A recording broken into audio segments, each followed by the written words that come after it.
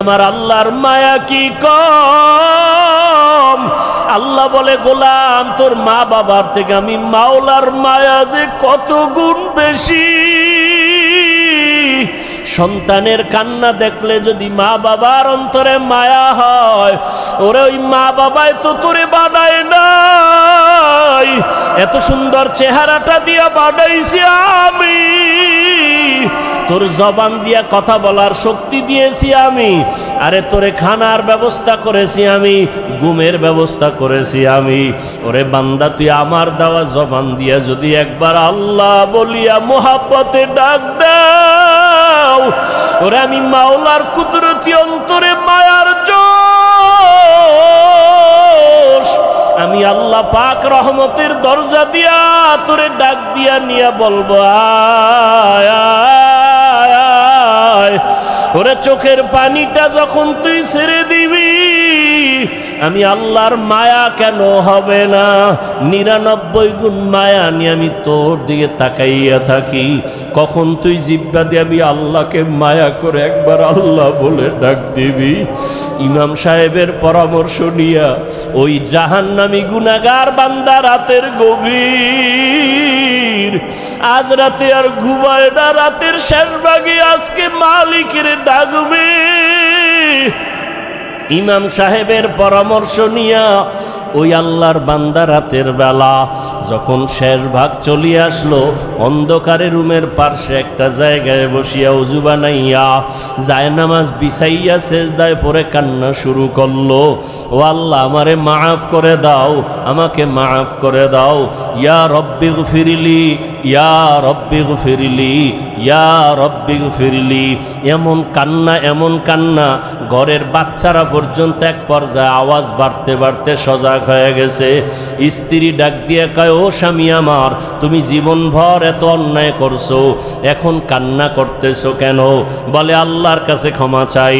হঠাৎ করে গাইবি একটা আওয়াজ, এরে বান্দা তুই যতই কাঁদো তোর ক্ষমা নাই, ক্ষমা নাই, ক্ষমা নাই। ওরে তুই কান্না করে কি লাভ, এত বড় বড় অন্যায় তুই করছো। আওয়াজটা স্ত্রী পর্যন্ত কানে শুনছে।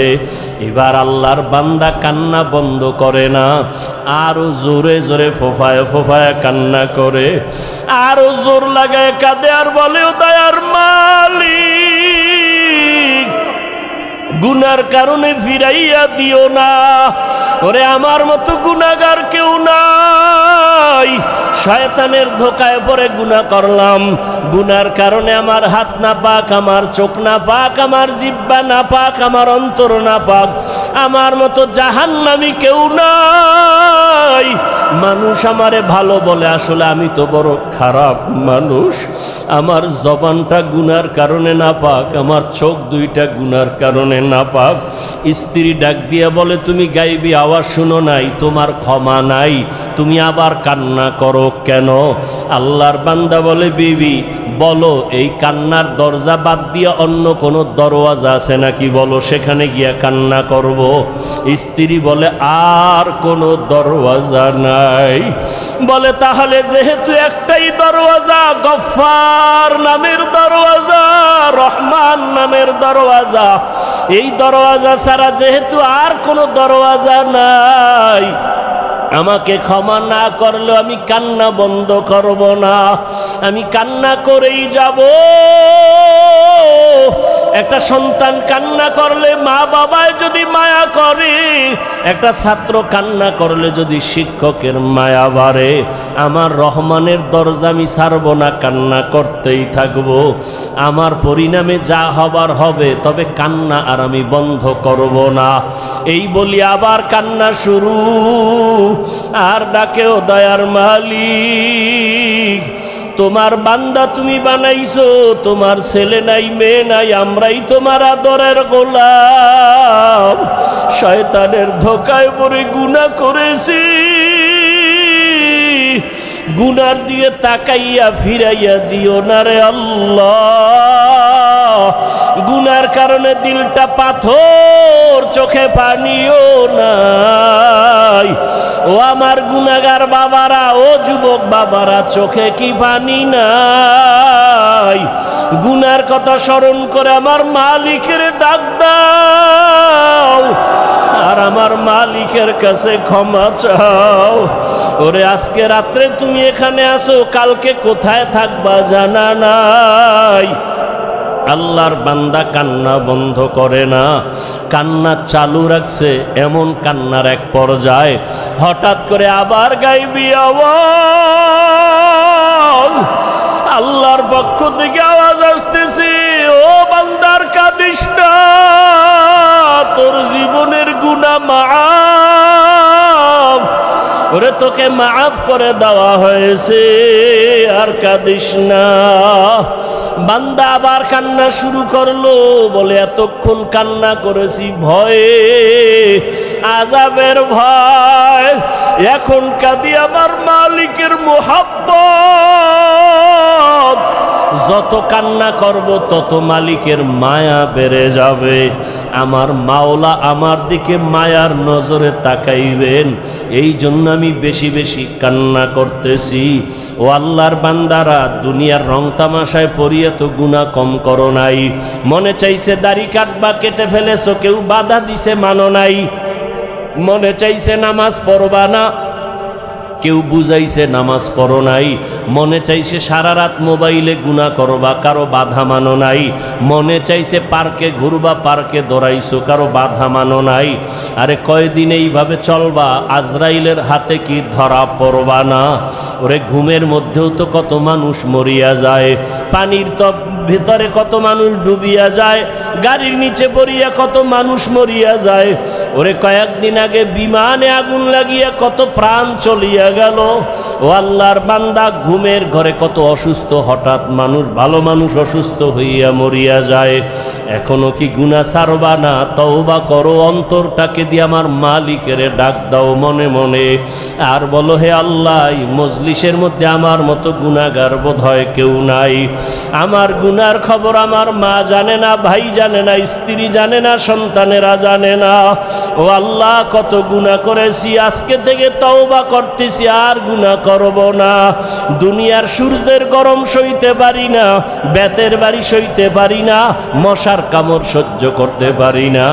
গুনাহ নিয়ে কবরে গেলে জাহান্নামের গরম কেমন করে সহ্য করব? হাসরের ময়দানের গরম কেমন করে সহ্য করব? সাপের কামড় কেমন করে সহ্য করব? ও আল্লাহ, তওবা করতেছি, আর নামাজ ছাড়ব না, আর দাড়ি কাটবো না, আর বেপরদায় চলবো না। মা বাবার দোয়া নিয়া, শিক্ষকের দোয়া নিয়া, উলামায়ে আহলে হকের পরামর্শ নিয়া, নবীজির আদর্শ মেনে চলবো।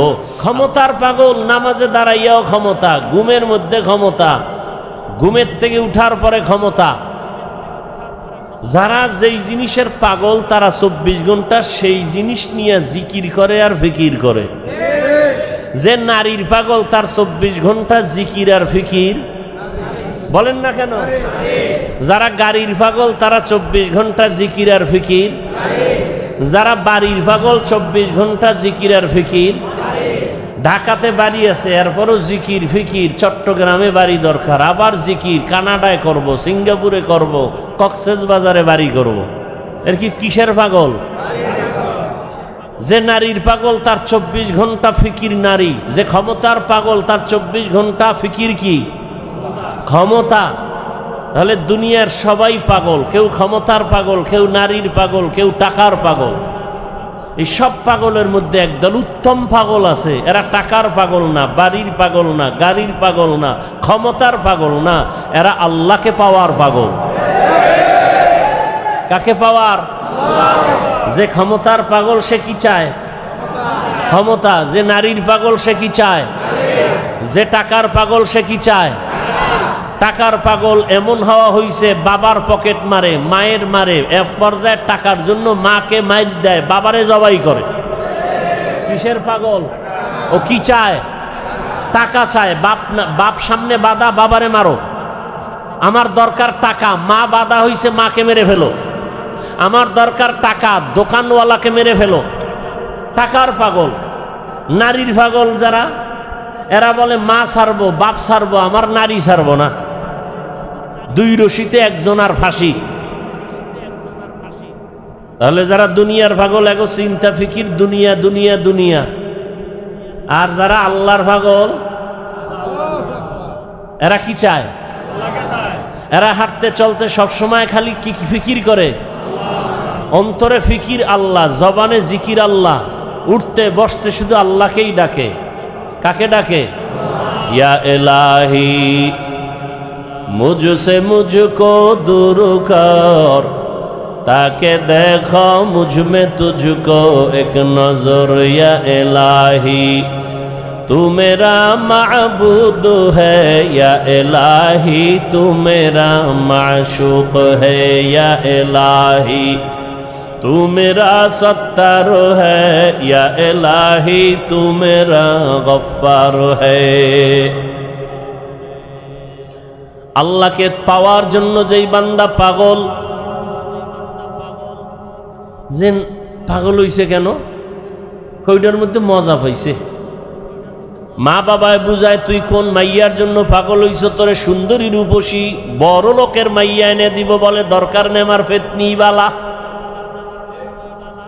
চেহারা ভালো না কামার এটাই ভালো। মা বাবায় যত বুঝায় সন্তান এই বুঝ মানতে চায় না, বলে আমি যেই মেয়েটার পিছনে পাগল হয়ে গেছি, ওরে আমার দরকার, তোমারে দরকার নাই, বাবারে দরকার নাই, টাকা লাগবে না, ভিক্ষা করে খাবো, আমার চোখের দেখার পাগল নারীটারে আমার লাগবে। তোমরা যতই বলো কালো, তা আমার কাছে এটাই কি ভালো। এখন যত বুঝায় সে বুঝতে চায় না। সবাই বলে সে এখন মেয়ের জন্য পাগল হয়ে গেছে, ওর মাথা ঠিক নাই, ও এখন পাগল ভেসে চলতেছে, এখন ওরে সবাই ছেড়ে দাও, ওর পাগলামি নিয়ে ও আছে, ও ওখানে মজা পাইছে, ওই মজা ছাড়বে না। টাকার পেছনে যারা ঘুরে দৌড়ায়, হাজারবার বুঝানোর পরও বলে হারাম খাবি না, এরপরও হারামের ভিতরে মজা। কুকুরের যতই বুঝাও পায়খানা খাওয়া ভালো না, তোর জন্য ফ্যান আছে, ভাতের মার আছে, তোর জন্য খানা আছে আলাদা, বাথরুমে গিয়া পায়খানা খাইও না। কুকুরের যত বুঝাবে কয় না আমার ওটাই মজা বেশি। কথা ঠিক নি? এরে নবীর উম্মত যারা আমার আল্লাহ পাকের আশিক, ওরা গবেষণা করতে করতে ফিকির করতে করতে চিন্তা করলো, আমার মা আমার বাবা আমার আসল কেউ না, একমাত্র আমার আসল কে? রিজিকের মালিক আমার আল্লাহ, হায়াতের মালিক আমার আল্লাহ, ইজ্জতের মালিক আমার আল্লাহ, আমাকে সুস্থ রাখার মালিক কে? আল্লাহ, সম্মান দেওয়ার মালিক আল্লাহ, ইজ্জত নেওয়ারও মালিক কে? চেয়ারে বসাইয়া দেয় কে? এই চেয়ার থেকে নামায়া দেয় কে? সব কিছুর মূলে আমার আল্লাহ। আমি যদি ঘুমায় যাই, ঘুম থেকে যদি না উঠি, আমার আল্লাহ যদি না উঠতে পারবো না। আমাকে ঘুম পাড়ায় দেন কে? আল্লাহ। ঘুম থেকে উঠার সুযোগ কে দেন? আল্লাহ। আল্লাহ যদি কয় না তোর এই শেষ ঘুম, আমার মা বাবায় জীবনে ঘুম থেকে সজাগ করতে আর পারবে না। এই চিন্তা করতে করতে করতে করতে অন্তরের মধ্যে একটা মজার ঘেরান আসতে থাকে। আসলে আমার মা আপন না, বাবা আপন না, ভাই আপন না, টাকা আপন না, মাল আমার আপন না, একমাত্র আমার ইহকাল পরকালে আমার ভালোর জন্য সর্বক্ষেত্রে আমার একমাত্র আপনকে। এই বুঝটা যখন এসে যায়, তখন দুনিয়ার সবাই যদি বলে নামাজ ছাড়িয়া দে, দাড়ি কেটে ফেল, ওই বান্দা বলে চাকরি ছাড়বো তারপরও দাড়ি কাটবো না। ইয়া ইলাহি মুঝসে মুঝকো दूर कर, ताके देखो मुझ में तुझको एक नजर। या इलाही तू मेरा माबूद है, या इलाही तू मेरा माशूक है। আবু জাহাল নবীরে দেখছে না? 13টা বছর যেই রহমতের নবীকে এক নজর দেখলে জাহান্নামের আগুনটা হারাম হয়ে যায়। কেমন মায়ার নবী আমার, যেই রহমতের নবীকে দেখা মাত্র পেটের ক্ষুধা থাকে না, কেমন মায়ার নবী আমার, যেই রহমতের নবী যেখানে কদম রাখেন ওখান থেকে মিশকের ঘেরান। যেই রহমতের নবী আমার, শরীর মোবারক থেকে মিশকের ঘেরান, নবীজির ঘাম থেকে মিশকের ঘেরান। কেমন মায়ার নবী আমার, যেই নবীকে এক নজর দেখার জন্য গর্তের পিপিলিকা পাগল, নবীকে এক নজর দেখার জন্য নদীর সমুদ্রের মাছ বড় আফসুস করে, রহমতের নবীকে এক নজর দেখার জন্য জঙ্গলের প্রাণীরা পাগল হয়ে আছে। ওই নবীকে একটা নজর দেখবে জাহান্নামের আগুন হারাম হয়ে যাবে। কিন্তু কপাল বড় খারাপ, 13 বছর পর্যন্ত ওই নবীকে পাশে বসে দেখলো, বয়ান শুনলো, এরপরও একবারও কালেমা নসিব হলো না, কালেমা পড়লো না। কে? আবু জাহাল। কারণটা কি? ওর কপাল বড় খারাপ, ও এখন পর্যন্ত দুনিয়ার লোককে কন্ট্রোল করতে পারে নাই। আর অপরদিকে 27 বছরের যুবক তরবারি নিয়ে দৌড়ায় আমার নবীকে জবাই করার জন্য। রহমতের নবীকে জবাই করতে গিয়া একটা নজর চেহারা দেখা তরবারি ফালাইয়া ডাক দিয়া বলে, রহমতের নবী, দয়া করে কালেমা রশি আমার গলায় লাগায় দেয়। 13 বছর নবীরে দেখিয়াও কালেমা পড়ে না, বরং বিরোধিতা। আর 27 বছরের যুবক নবীজিকে মারতে গিয়া, জবাই করতে গিয়া কালেমার মালা গলায় পড়ছে। কে? কে? এর নাম হেদায়াত, এর নাম কফাল। এরে আল্লাহর বান্দারা, দুনিয়াতে কে পাঠাইছেন আমাদের? আমরা জোর করে আসতে পারছি? হ্যাঁ,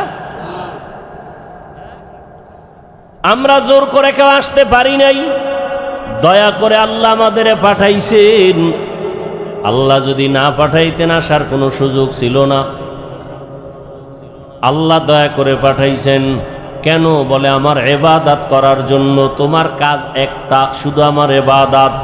তবে ইবাদতটা দুনিয়ার মধ্যে থাকিয়া করবা, জঙ্গলে গিয়া না। সংসারও করবা, ব্যবসা করবা, চাকরি করবা, এর মাঝে দিয়া জবান দিয়া আমার আল্লাহরে ডাকবা। নামাজের সময় নামাজও পড়বা, মা বাবার হকও আদায় করবা, স্ত্রীর হকও আদায় করবা, সন্তানের হকও আদায় করবা, প্রতিবেশীর হক আদায় করবা, ভাইয়ের হক আদায় করবা, বোনের হক আদায় করবা, তোমার বাবার হক আদায় করবা, মুরব্বীর হক আদায় করবা। এর মধ্য দিয়া তুমি আমার হকও আদায় করবা। সব ঠিক রাইখা যখন তুমি আমি আল্লাহকে আল্লাহ বলে ডাক দিবা, তোমার ওজনটা অনেক বেড়ে যাবে। আমি আল্লাহ দুনিয়ায় পাঠাইলাম, দুনিয়ার কাজের মাঝখান দিয়া আল্লাহর ইবাদত করবা, এই কাজের জন্য আমি পাঠাইলাম। দুনিয়া ছাড়া এ ইবাদত আর আলাদা জায়গায় করা যাবে না। দুনিয়াতেই দিলাম আমি ইবাদত করার জন্য।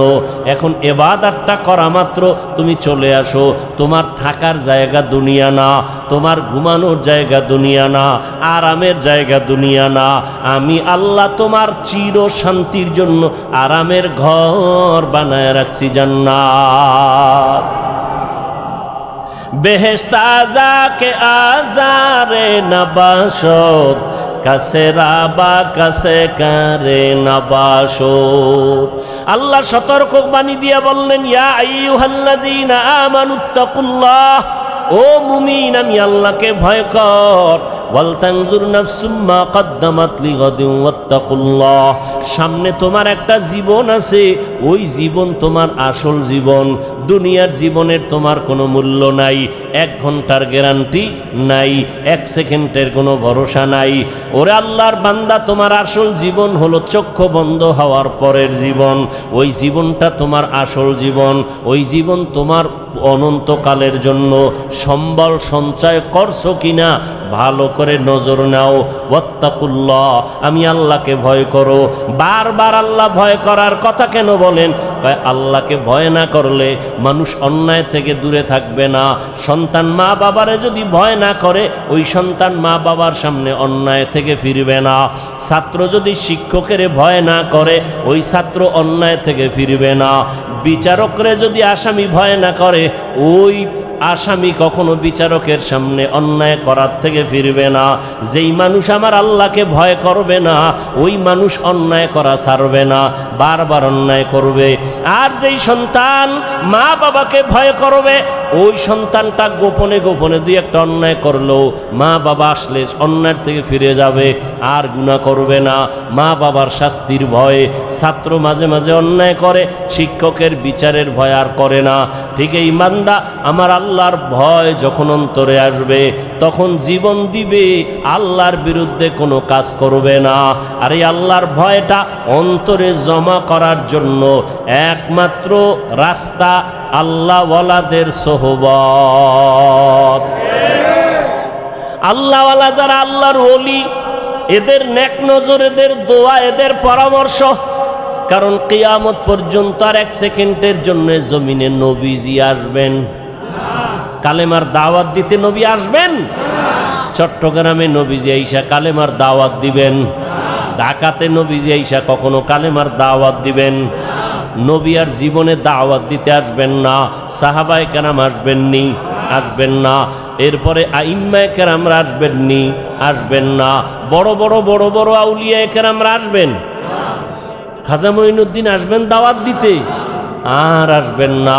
কিয়ামত পর্যন্ত একমাত্র জান্নাতের পথ পাওয়ার ঠিকানা উলামায়ে আহলে হকের সোহবত। উলামায়ে আহলে হকের সোহবত। এই জন্য আল্লাহ বলেন বারবার আমাকে ভয় কর। আমাকে ভয় না করলে হাজারো বয়ান শুনবা, তোমার এই বয়ান অন্তরের মধ্যে যাবে না।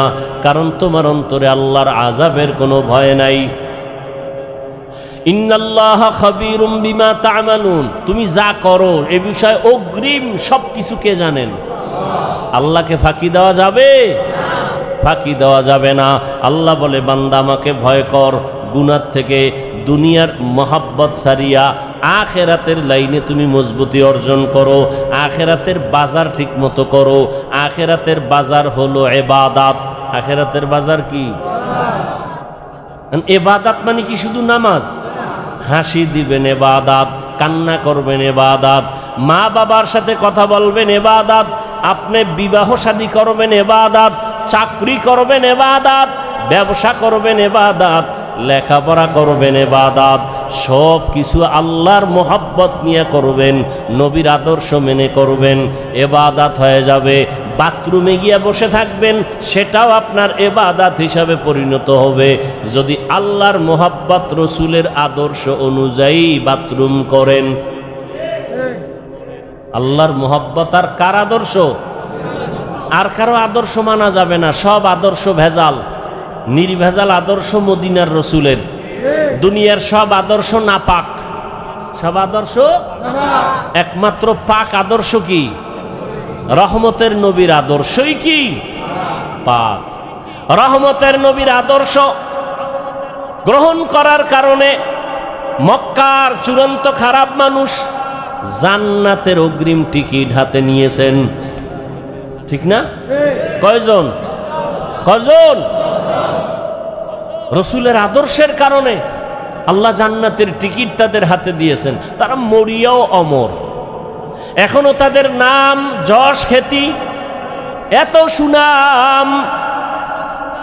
সমস্ত সাহাবায়ে কেরামদের নাম শুনিয়া মানুষের দিলের মধ্যে মায়া লাগে। এমন এমন ঘটনা বললে মানুষ চোখের পানি ধরে রাখতে পারে না, কান্না কান্না। তাদের এত সুন্দর আমল, এত সুন্দর এলেম, এত সুন্দর নামাজ, এত সুন্দর তেলাওয়াত, এত সুন্দর তাকওয়া, এত সুন্দর ইখলাস, এরপরেও জান্নাতের টিকিটও হাতে রেডি। এরপরেও কান্না কান্না কান্না, সারাদিন সারা রাত শুধু কান্না। মালিকের দরবারে কেমনে দাঁড়াবো? হ্যাঁ, অন্ধকার কবরে কেমনে একা থাকবো? তাদের সম্মান কমছে? কমে নেই। আচ্ছা, আমাদের বর্তমান হালাত, সারা দুনিয়ার অবস্থা বড় খারাপ। এই খারাপের ভিতরে যাদের কাছে রসুলের আদর্শ আছে, এদের অবস্থা অনেক সম্মানের, অনেক শান্তির। এদের মতো শান্তিতে সম্মানে আর কেউ নাই। একজন আল্লাহর বান্দা টুপি পরে না, জামা পরে না, পাগড়ি পরে না, দাড়িটা রেখে দিছে। এই ভাই তুমি পাগড়ি পরো না, দাড়িটার উপরে মজবুত কেনা, দাড়ি ছাড়বো না। পাগড়ি মাঝে মাঝে পরলাম না পরলাম নাই, দাড়ি ছাড়বো না কেন? আমি চিন্তা ভাবনা করে দেখলাম মরার পরে আমার সাথে রসুলের একটা আদর্শ যাবে, সেটা দাড়ি। মরার পরে কোন আদর্শটার সাথে যাবে? দাড়ি। জাহিরি ভাবে দেখা যাবে দাড়ি,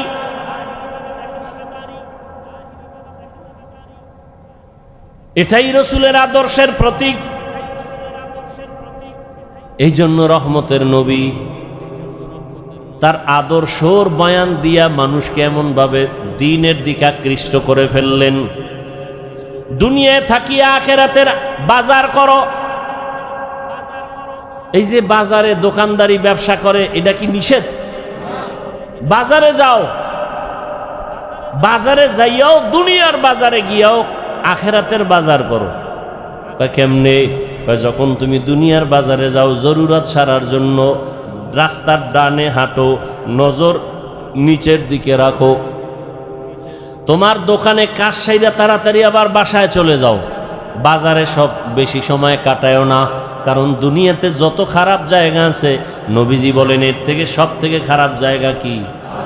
বাজার। বাথরুম খারাপ না, কি খারাপ? বাথরুমের খারাপ না বলিয়া নবীজি বাজারকে খারাপ বললেন কেন? বাথরুমে ওই গুনাহ হয় না, বাজারের মধ্যে যেই পরিমাণ গুনাহ হয়। এজন্য নবী বলেন আর দুনিয়া সিজনুল মুমিন ওয়া জান্নাতুল কাফের। দুনিয়া হলো মুমিনের জন্য জেলখানা, বেঈমানের জন্য শান্তির জায়গা, বালাখানা। দুনিয়াতে যত শান্তি বেঈমানেরা করবে, পরকালে ওদের শান্তি নাই। আর মুমিনেরা যত কষ্ট দুনিয়ায় করবে, পরকালে ওদের কোনো কষ্ট নাই। তাহলে দুনিয়া মুমিনের জন্য জেলখানা মানে কি? অশান্তি। অতএব শান্তির দোয়া করার কোনো কায়দা নাই। তবে যদি আখিরাতের লাইনে চলে, আল্লাহ দুনিয়াতেও তাকে বোনাস শান্তি দিবেন। বোনাস কি দিবেন? আপনি টুপি মাথায় দেন না কেন? কয় মাথা গরম হয়ে যায়। যেই গরম। আর আমারে যদি আপনি লাখ টাকা দিয়ে বলেন টুপি পরা যাবে না, আপনার গরম আছে, আমার গরম নাই কি? আসলে আল্লাহর প্রতি মহব্বতের পার্সেন্ট আপনার কম। একজন আল্লাহর বান্দা বলে আমি ফরজ আমল তো করবই, নফল আমি ছাড়ব না। আর একজনে বলে নফল লাগে না, নফল। আর একজনে কে ফরজ পর্ব তো পর্বই, নফলও ছাড়ব না। আর একজন মুমিন, সে আশিকে রাসূল, বলে আমার নফল লাগে না। মোহাব্বতের পার্সেন্ট যেমন, ইবাদতের সীমানাও তেমন। মোহাব্বতের পার্সেন্ট আপনার টুপি মাথায় দিতে গরম, আর একজনে মাথায় টুপি, এর উপরে আবার পাগড়ি। এর গরম কই? এর গরম যা কিছু আছে এর অন্তরে আসল গরম ঢুকায় রাখছে। দুনিয়ার গরম কিছুই না। যদি আমি টুপি পাগড়ি ছাড়া চলি, হাসরের ময়দানের গরম তারও কঠিন। হাসরের ময়দানের গরম আরো কঠিন। এই গরম তো কোনো গরমই না। দিনের বেলা সূর্য, রাতের বেলা নাই, এর পরেও কেন এত গরম? সূর্য তো দিনে আসিল, রাত্রে আছে নাই, এরপরও কেন এত গরম? আর এই সূর্যটা বিজ্ঞানীরা বলে 9,30,00,000 মাইল উপরে। এই সূর্যের একটা মুখ নিচে দেওয়া, বাকি সব উপরে। আবার এই মুখটার তাপ ফেরেশতারা পানি দেয় ঠান্ডার জন্য। আবার ওই তাপটা ডাইরেক্ট জমিনে আসে না, সূর্যের নিচে একটা গ্যাসের পাতলা আবরণ আছে, ওইটা আটকাইয়া রাখে সূর্যের আলোটারে। এরপরে আস্তে করে বাকি তাপটা জমিনে ছাড়ে।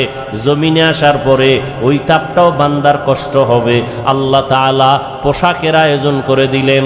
মাথার পোশাক চুল, শরীরের পোশাক লাগাও।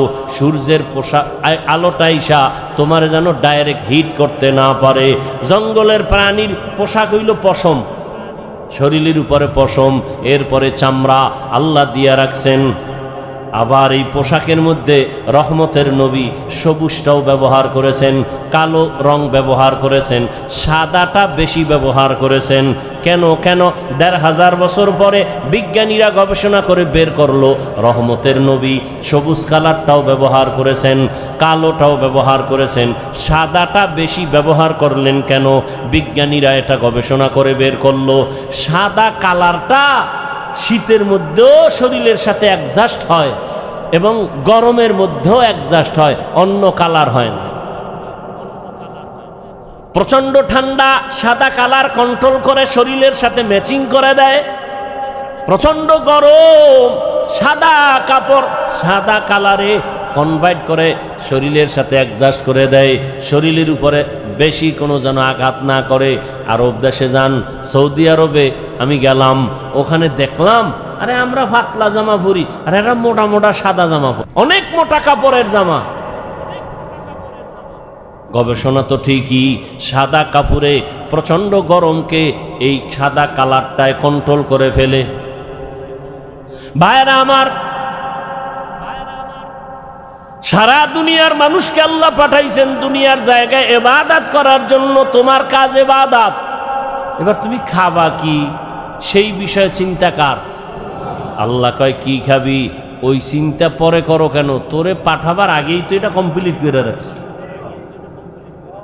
তুই এই চিন্তা করো কেন? এটা যদি করতি নাই না আগেই তো করে দিস। তুই দুনিয়াতে বাঁচবি কত ঘন্টা, কত লোকমা খানা তোর মুখে যাবে সব বরাদ্দ, কত ডোক পানি তুই পান করবি সব লেখা, কত ঘন্টা তুমি ঘুমাইবা তাও সিলেক্ট করে রাখছেন আমার আল্লাহ, সব তোমার রিজার্ভে আছে। তুমি একবেলা খাও নাই, ওটা তোমার জন্য রিজার্ভে নাই, তোমার একবেলা খানা হবে না, সব আল্লাহ রেডি করে দুনিয়ায় পাঠাইছেন। দুনিয়ার তোমার আলোর দরকার, আগে সূর্য বানাইছেন, তোমার চলার জায়গা দরকার, জমিন বানাইছেন, পানির দরকার, সমুদ্রের পানি, ওদিকে বৃষ্টির পানি, সব ব্যবস্থা করে দিয়ে আল্লাহ বলেন তোমার একটাই কাজ আমার ইবাদত। দুনিয়ার সব মানুষ 24 ঘন্টা ইবাদত করে। 24 ঘন্টা কি করে? আল্লাহ সূর্যটারে চাঁদকে ক্যালেন্ডার বানায় দিছেন। 24 ঘন্টা দুনিয়ার মানুষ নামাজে আছে। আমরা এখন পড়ি নামাজ, এর 5 মিনিটের আধা ঘন্টা পরে আর এক দেশে নামাজ শুরু, এর 1 ঘন্টা পরে আর এক জায়গায় নামাজ শুরু, আবার 3 ঘন্টা পরে সৌদি আরবে শুরু। হ্যাঁ, এইভাবে টোটাল দুনিয়াটাকে আল্লাহ পাক ক্যালেন্ডারের সাথে সূর্য চাঁদের সাথে মিলাই দিছেন। অর্থাৎ আল্লাহর ইবাদত এক টাইমে করবে না, দুনিয়াতে 24টা ঘন্টাই বান্দা আমার ইবাদত করবে। 1 সেকেন্ড যেন ইবাদত থেকে খালি না থাকে। আমরা রাত্রে ঘুমাইছি, নামাজ পড়ি না, রেস্টে আছি, ইবাদত থেকে একটু জাহিরি ভাবে ইবাদত থেকে আমরা একটু রেস্টে আছি, চুপচাপ। আল্লাহ কয় দুনিয়ার অন্য জায়গায় তো তোমার মতো বান্দা বান্দিরা ইবাদত করতেছে, সেখানে সূর্য আছে, রাত না। এখন তুমি যদি বলো ওই আরব দেশের যখন নামাজ পড়ে আমি তখন পড়ব, এই চিন্তা যদি লেবানন করে, লন্ডন করে, আমেরিকা করে, তাহলে ইবাদত এক টাইম হবে আর এক টাইম হবে না। আল্লাহ কয় না না, আমি পাঠাইছি ইবাদতের জন্য। 24 ঘন্টার সেকেন্ডে সেকেন্ডেই সারা দুনিয়ার মানুষ ইবাদত করবে। এজন্য রাত আমি ঘুরায় ঘুরায় দিছি, দিন আমি ঘুরায় ঘুরায় রাখছি। সূর্যটা ঘুরে ঘুরে আলো দেয়, ঘুরে ঘুরে আলো দেয়। এখানে রাত, ওখানে দিন, ওখানে দিন, এখানে রাত, ঠিক নেই? আল্লাহ নিজাম করে দিলেন, সিস্টেম করে দিলেন, তার বান্দারা সব সময় ইবাদতের মধ্যে থাকবে। ওই আল্লাহর ইবাদতের জন্য বান্দা তোমাকে বড় পীর, মাওলানা, মুফতি, মুহাদ্দিস, এমএ পাস, বিএ পাস করা লাগবে না। তোমার অন্তর পরিশুদ্ধ করা লাগবে, অন্তর গুনাহমুক্ত করতে হবে। আর অন্তরকে যদি গুনাহমুক্ত করতে চাও, এই জমিনের মধ্যে একা একা সম্ভব না। অন্যের মাধ্যমে তোমার অন্তর পরিশুদ্ধ করো। অন্যের মাধ্যম অন্য কারা? একমাত্র নবীজির আদরের বন্ধু উলামায়ে আহলে হক। সমস্ত উলামায়ে আহলে হক ওয়ারাসাতুল আম্বিয়া, আম্বিয়া কেরামের ওয়ারিস। আলেম ওলামা ছাড়া আমার রসুলের আর কোনো আপন বন্ধু কেউ নাই। অতএব এদের কথা শুনে আমল করো। নবী বলেন এদের কথা শুনে যদি চলো আমি রসুল তোমার উপরে খুশি। আল্লাহ কয় রসুল যার উপরে খুশি আমি আল্লাহ তার উপরে খুশি, আর আমি আল্লাহ যার উপরে খুশি সে বিনা হিসাবে জান্নাতি। আতিনা ফি দারে দুনিয়া না হাসান, আতিনা ফি দারে উকবা না হাসান, ইয়া গিয়াসাল মুস্তাগীসিন ইহদিনা লাফতিখারা বিল উলুমে ওয়াল গিনা। আল্লাহর ইবাদতের জন্য নিজেকে আত্মসমর্পণ করে দাও। আমি যে যত কাজ করব সব আমার আল্লাহর রাজি খুশি অনুযায়ী হতে হবে। ইন্না সালাতি ওয়া নুসুকি ওয়া মাহইয়ায়া ওয়া মামাতি লিল্লাহি রাব্বিল আলামিন। ইব্রাহিম নবী দোয়া করলেন আমার নামাজ, আমার কুরবানি, আমার বেঁচে থাকা, আমার মরে যাওয়া কার জন্য? আল্লাহর জন্য আমি বেঁচে আছি। আল্লাহর জন্য বেঁচে আছি মানে যতক্ষণ বেঁচে আছি আমি আল্লাহর হুকুম অনুযায়ী চলব। আমার ব্যবসা বাণিজ্য সব কিছু আমার আল্লাহর জন্য। আমার নামাজ, আমার রোজা, আমার তেলাওয়াত, আমার জিকির, আমার সব ব্যবসা বাণিজ্য কার জন্য? আল্লাহর জন্য। যারা ব্যবসা করবে ওই ব্যবসায়ী বান্দা কোনোদিন কাস্টমারের সাথে মিথ্যা কথা বলবে না। আল্লাহর জন্য যারা ব্যবসা করবে কোনোদিন কাস্টমারকে মাপে কম দিবে না। 2 নাম্বার মালের 1 নাম্বার বলবে না। কোনোদিন কোনো আল্লাহর বান্দা বান্দির সাথে ধোঁকাবাজি করবে না। আর এমন ব্যবসায়ীকে রসুল বলেছেন আমি রসুলের সাথে তুমি জান্নাতে থাকবা। তাহলে আল্লাহ পাক বুঝাইলেন দুনিয়ার মধ্যে থাকিয়া আখেরাতের বাজার করো। আখেরাতের বাজার যদি করতে চাও দুনিয়ার রং তামাশায় তোমাকে গ্রাস করে ফেলতে পারে, তবে আমার ভয় অন্তরে জমা রাখো। আমার ভয়টা যদি অন্তরে জমা রাখো দুনিয়ায় তোমাকে আকৃষ্ট করতে পারবে না। তবে একা একা পারবা না। যাদের মধ্যে আল্লাহর ভয় আছে তাদের সাথে সম্পর্ক লাগায় দাও। আল্লাহর ওলি জমিনে আছে যারা নামাজ ছাড়া 1 সেকেন্ড সময় কাটায় না। নামাজের সময় নামাজ, বাকি টাইম জিকির তেলাওয়াত। এই মানুষগুলোর চেহারার দিয়ে যতক্ষণ তাকাইবা তোমার অন্তরে শুধু আল্লাহর কথাই মনে পড়বে, দুনিয়ার কোনো চিন্তা তোমার অন্তরে থাকবে না। এমন আল্লাহওয়ালাদের নজর লাগাও, তোমার অন্তরটা ধোলাই হয়ে যাবে। আল্লাহওয়ালাদের নজর যখন তোমার ভেতরে আসবে আল্লাহওয়ালাদের দোয়াও চলতে থাকবে। এক পর্যায়ে দেখবা এখন তোমার নামাজ ভালো লাগে না, তখন তোমার আজান হলে আর ব্যবসা ভালো লাগবে না। এখন তো আজান হয়ে গেছে, দোকানওয়ালা ভাই চলেন নামাজে, একটু পরে যাই, কাস্টমার বিদায় দিয়ে নেই। এখন বিদায় দিতে দিতে জামাত শেষ, এরকম হয় না? কিন্তু আল্লাহওয়ালাদের সাথে যাদের গভীর সম্পর্ক এদের অবস্থা দিন দিন শুধু পরিবর্তন হয়। এক পর্যায়ে দেখা যায় একটা সুন্দর করে সাইনবোর্ড বানায় লেখছে নামাজের বিরতি, দোকান বন্ধ। এক সময় কাস্টমারের ঝামেলায় জামাতে যায় না, আর এখন আলাদা সাইনবোর্ড বানাইছে নামাজের বিরতি, দোকান বন্ধ। এটা আল্লাহওয়ালাদের সোহবতের মাধ্যমে সম্ভব, একা একা সম্ভব না। এজন্য আল্লাহওয়ালাদের সোহবত। আল্লাহওয়ালা কারা? বাংলাদেশে তো আল্লাহওয়ালাদের অভাব নাই, তবে সহজ কথা, যার কথা শুনলে, যার কাছে বসলে গুনাহ ছাড়া সহজ হয়, নেক আমল করা সহজ হয়, এমন আল্লাহওয়ালা আসল আল্লাহওয়ালা। যেই আল্লাহওয়ালাদের নেক নজর লাগলে অন্তরের মধ্যে আমলের আগ্রহ বাড়ে, গুনার আকর্ষণ কমে যায়। আল্লাহওয়ালার সামনে গিয়া বয়ান শুনিয়া চোখের পানি ছেড়ে কাঁদেন, অন্তরে ভয়, যেই ভয়টা এতক্ষণ আসে নাই। আল্লাহওয়ালা খাঁটি আল্লাহওয়ালাদের বয়ান শুনতে গিয়া চোখের পানি যখন পড়া শুরু হয়ে গেল, দিলটা নরম হয়ে গেছে। আল্লাহওয়ালার বয়ান শুনিয়া কেমন যেন এখন আর ব্যবসা ভালো লাগে না, চাকরি ভালো লাগে না, এখন আর দুনিয়াদারি ভালো লাগে না। বান্দার চোখের থেকে পানি বের হয়ে গেল। আল্লাহর কাছে বারবার তওবা করে ক্ষমা চায়, জীবনে কত নামাজ ছাড়লাম, কত বেপরদায় চললাম, কত মিথ্যা কথা বললাম, গালি দিলাম, গীবত শেকায়াত করলাম। আল্লাহর কাছে তওবা করে, আল্লাহ তুমি আমাকে দয়া করে মাফ করে দাও।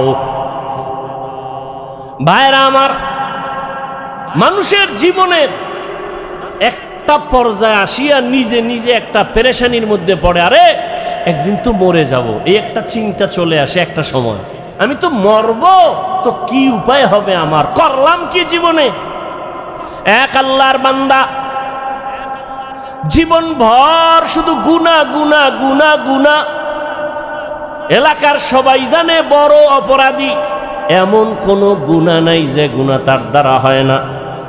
রাতের বেলা একদিন বিছানায় শুয়ে শুইয়া চিন্তায় পড়ে গেল, আরে আমি গুনাহ করতে করতে জীবন আমার শেষের দিকে চলল, আমার ডানে বামে সব চলিয়া গেল, গুনাহ করলাম হাতের দ্বারা, কত মানুষ জবাই করলাম, এখন তো মানুষ আমারে দেখলেই ভয় পায়, জানে আমি এলাকার বড় সন্ত্রাসী, বড় চাঁদাবাজ, বড় চান্দাবাজ, ধান্দাবাজি করি, মানুষ আমার সামনে আসে না, আলেম ওলামারাও আমারকে ভালো জানে না।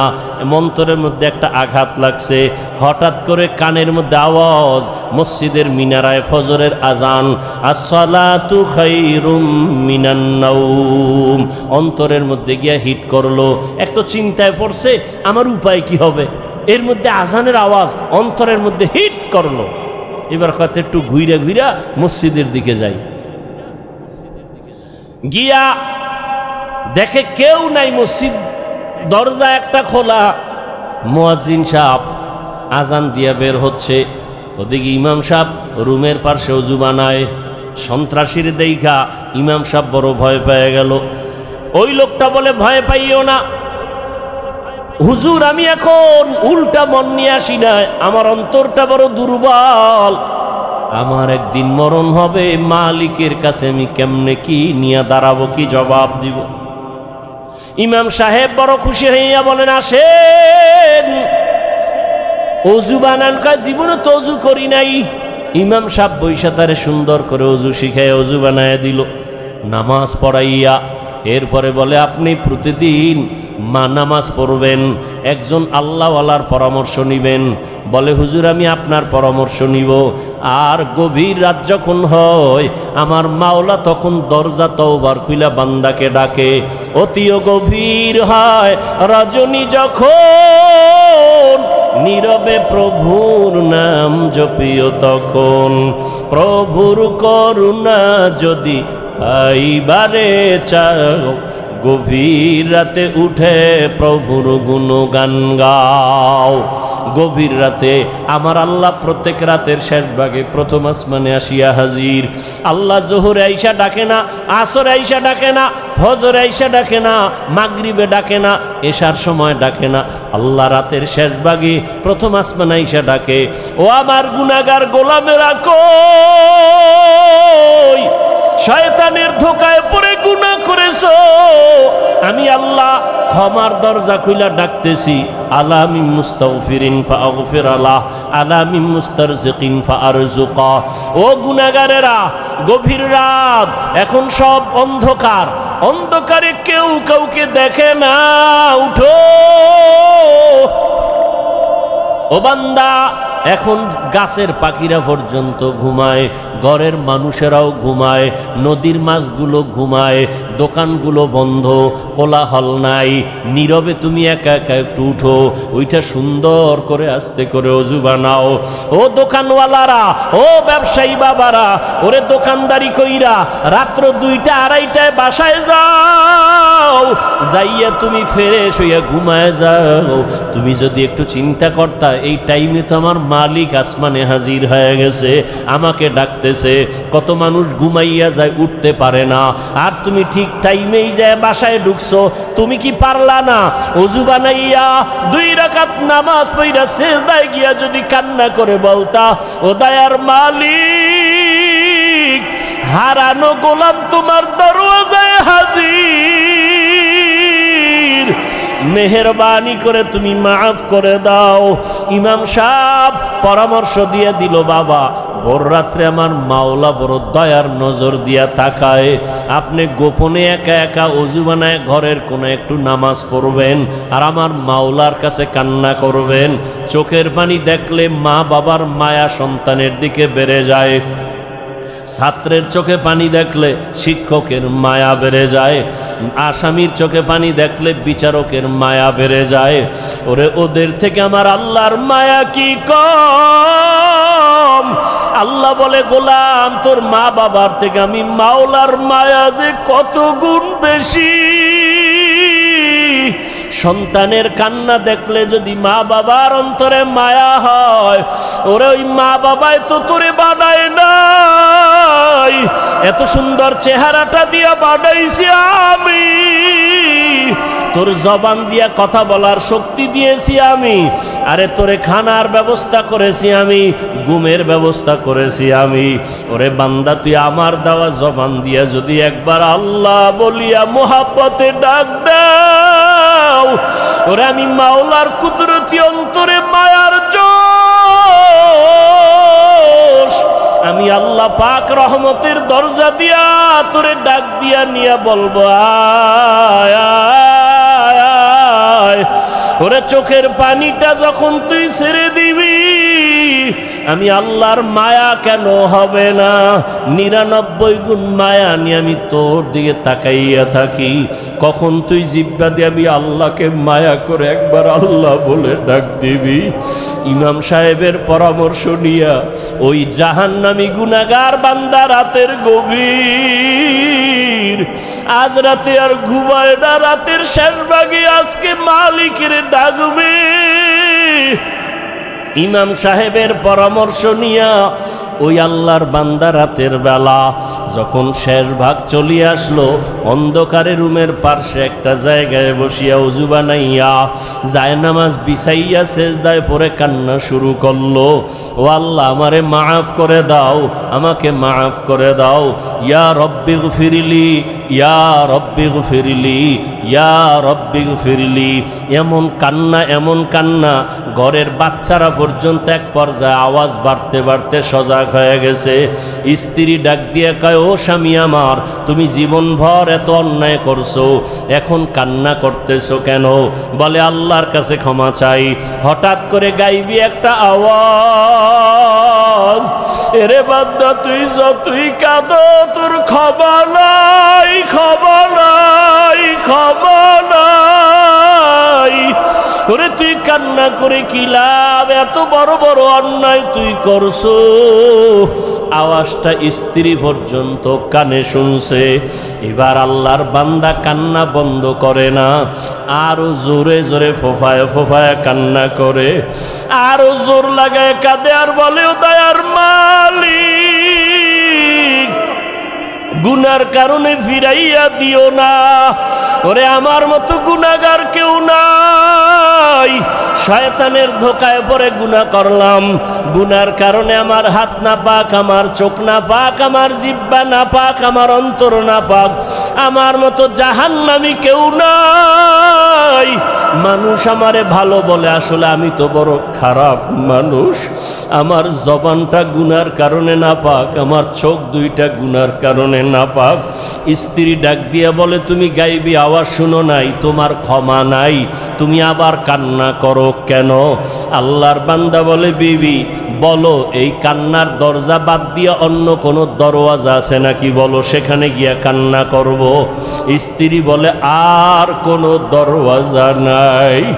বলে, তাহলে যেহেতু একটাই দরওয়াজা, গফফার নামের দরওয়াজা, রহমান নামের দরওয়াজা, এই দরওয়াজা ছাড়া যেহেতু আর কোনো দরওয়াজা নাই, আমাকে ক্ষমা না করলেও আমি কান্না বন্ধ করব না, আমি কান্না করেই যাব। একটা সন্তান কান্না করলে মা বাবায় যদি মায়া করে, একটা ছাত্র কান্না করলে যদি শিক্ষকের মায়া বাড়ে, আমার রহমানের দরজা আমি ছাড়ব না, কান্না করতেই থাকব। আমার পরিণামে যা হবার হবে, তবে কান্না আর আমি বন্ধ করব না। এই বলি আবার কান্না শুরু। আর ডাকেও দয়ার মালিক। তোমার বান্দা তুমি বানাইছো, তোমার ছেলে নাই মেয়ে নাই, আমরাই তোমার আদরের গোলাম। শয়তানের ধোঁকায় পড়ে গুনাহ করেছি, গুনার দিয়ে তাকাইয়া ফিরাইয়া দিও না রে আল্লাহ। গুনার কারণে দিলটা পাথর, চোখে পানিও নাই। ও আমার গুনাহগার বাবারা, ও যুবক বাবারা, চোখে কি পানি নাই? গুনার কথা স্মরণ করে আমার মালিকের ডাক দাও, আর আমার মালিকের কাছে ক্ষমা চাও। ওরে আজকে রাত্রে তুমি এখানে আসো, কালকে কোথায় থাকবা জানা নাই। আল্লাহর বান্দা কান্না বন্ধ করে না, কান্না চালু রাখছে। এমন কান্নার এক পর্যায়ে হঠাৎ করে আবার গাইবি আওয়াজ, আল্লাহর পক্ষ থেকে আওয়াজ আসতেছে, ও বান্দার কাঁদিস না, তোর জীবনের গুনাহ মাফ, ওরে তোকে মাফ করে দেওয়া হয়েছে, আর কাঁদিস না। বান্দা আবার কান্না শুরু করলো, বলে এতক্ষণ কান্না করেছি ভয়ে, আযাবের ভয়, এখন কাঁদি আমার মালিকের মুহাব্বত। যত কান্না করব তত মালিকের মায়া বেড়ে যাবে। আমার মাওলা আমার দিকে মায়ার নজরে তাকাইবেন, এই জন্য আমি বেশি বেশি কান্না করতেছি। ও আল্লাহর বান্দারা, দুনিয়ার রং তামাশায় পড়িয়ে তো গুনাহ কম করো নাই। মনে চাইছে দাড়ি কাটবা, কেটে ফেলেছো, কেউ বাধা দিছে মানো নাই। মনে চাইছে নামাজ পড়বা না, কেউ বুঝাইছে নামাজ পড়ো নাই। মনে চাইছে সারা রাত মোবাইলে গুনাহ করবা, কারো বাধা মানো নাই। মনে চাইছে পার্কে ঘুরবা, পার্কে দৌড়াইছো, কারো বাধা মানো নাই। আরে কয়দিন এইভাবে চলবা, আজরাইলের হাতে কি ধরা পড়বা না? ওরে ঘুমের মধ্যেও তো কত মানুষ মরিয়া যায়, পানির তপ ভিতরে কত মানুষ ডুবিয়া যায়, গাড়ির নিচে পড়িয়া কত মানুষ মরিয়া যায়। ওরে কয়েকদিন আগে বিমানে আগুন লাগিয়া কত প্রাণ চলিয়া গেল। ও আল্লাহর বান্দা, ঘুমের ঘরে কত অসুস্থ হঠাৎ মানুষ, ভালো মানুষ অসুস্থ হইয়া মরিয়া যায়। এখনো কি গুনাহ ছাড়বা না? তওবা করো, অন্তরটাকে দিয়ে আমার মালিকের ডাক দাও মনে মনে, আর বলো, হে আল্লাহ, মজলিসের মধ্যে আমার মতো গুনাহগার বোধহয় কেউ নাই। আমার গুনার খবর আমার মা জানে না, ভাই জানে না, স্ত্রী জানে না, সন্তানেরা জানে না। ও আল্লাহ, কত গুনাহ করেছি, আজকে থেকে তওবা করতেছি, আর গুনাহ করব না। দুনিয়ার সূর্যের গরম সইতে পারি না, বেতের বাড়ি সইতে পারি না, মশার কামড় সহ্য করতে পারি না। গুনাহ নিয়ে কবরে গেলে জাহান্নামের গরম কেমন করে সহ্য করব? হাসরের ময়দানের গরম কেমন করে সহ্য করব? সাপের কামড় কেমন করে সহ্য করব? ও আল্লাহ, তওবা করতেছি, আর নামাজ ছাড়ব না, আর দাড়ি কাটবো না, আর বেপরদায় চলবো না। মা বাবার দোয়া নিয়া, শিক্ষকের দোয়া নিয়া, উলামায়ে আহলে হকের পরামর্শ নিয়া নবীজির আদর্শ মেনে চলবো। আল্লাহ আমাদের খাঁটি তওবাওয়ালা জীবন দান করেন, তওবার উপরে মজবুত হইয়া চলার তৌফিক দান করেন, আমিন।